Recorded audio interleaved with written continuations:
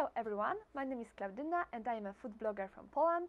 My blog is zielowezakątek.com.pl. I write about food, photography and also about cheese making, and today I would love to talk with you about the vegetarian rennet, because vegetarian rennet is easily available and a great alternative to animal rennet, and for every home cheese maker is an option to consider. So in this movie I will show you vegetarian rennet. I will talk about the options of vegetarian rennet available for you. Oh, it's a bee. Wow, it's kind of weird. And also about the usage, storage, and both advantages and disadvantages of vegetarian rennet, so stay tuned. There are some kinds of vegetable rennet available on the market, and to be honest, only one of them is available in Poland. But if you live in UK or in USA, you can quite happily obtain those rennet from your cheese making store. What a bee! It's weird. And in Poland we can't call vegetarian rennet actually a rennet, because rennet is reserved for animal rennet only. But I will use, and we call it microbiological coagulate.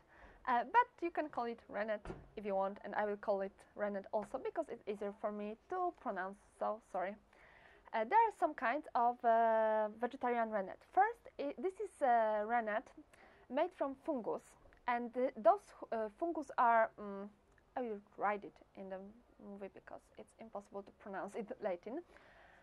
And those fungus are responsible for milk coagulation. And coagulation, generally speaking, it occurs when you add a rennet and then you change the structure of milk. Instead of having liquid, you have some kind of milk jelly. So those fungus can cause the coagulation. And you can buy the rennet in a liquid form and also in a powdered form. Both of them are great, but I prefer a liquid because it's easier to dissolve in milk. And you have to dissolve it in a non-chlorinated water. It's very important that the water is non-chlorinated because you don't want to kill the bacteria in milk. And what's more, this rennet is often available in a small bottles, so it's really nice and great. And you can store liquid form for about 1 year, and also the powdered form is easy for storage in your fridge. Also, you can buy this kind of rennet in form of tablets, and it's also quite easy to use. So just ask your cheese supplier and ask for the strength of the rennet, because it may vary, it may be different, and it's really important to know how much of this rennet you have to use. Another kind of vegetarian, let's call it rennet, those are enzymes from flowers and plants. One of them is fig leaves, and are quite nice for coagulating simple cheeses. But I wouldn't use it for more complicated or aging cheeses, and after that I will tell you why.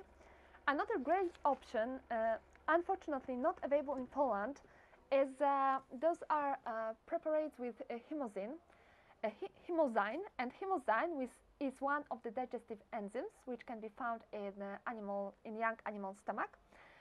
But scientists managed to use gene which is responsible for making hymozyne, and they put it into bacteria. So now bacteria are creating hymozyne, and no animal is harmed. And those preparates are called something like hymozyne extra or something like that. I will write it for you in the post, and you can check if those are available. And those are really great because they emulate animal rennet.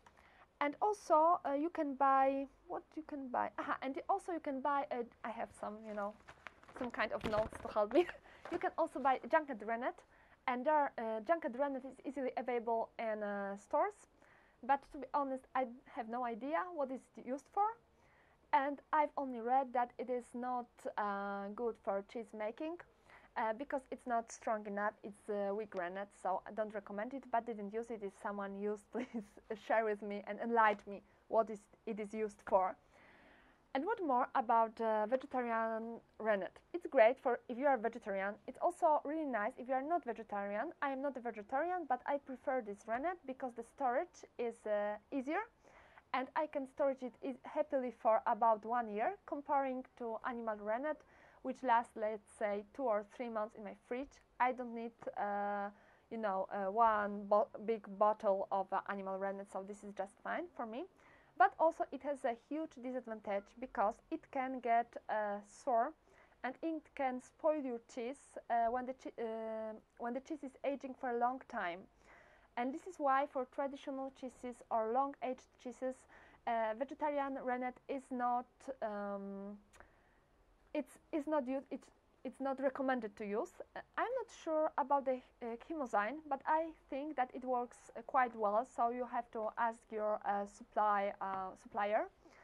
And what's more, rennet, it's quite easy to add. You just dissolve it in a non-chlorinated water and you add it after all the additives.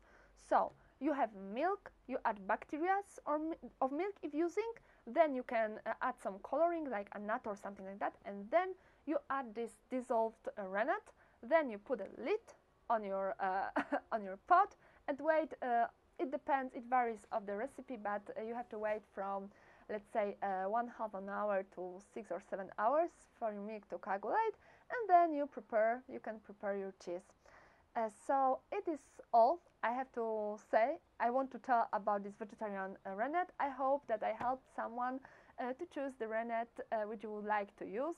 And let me know what kind of rennet you use. If you use any other vegetarian rennet option, I would love to hear. So that's all for today. Greetings from Poland, greetings from beautiful Kraków, and see you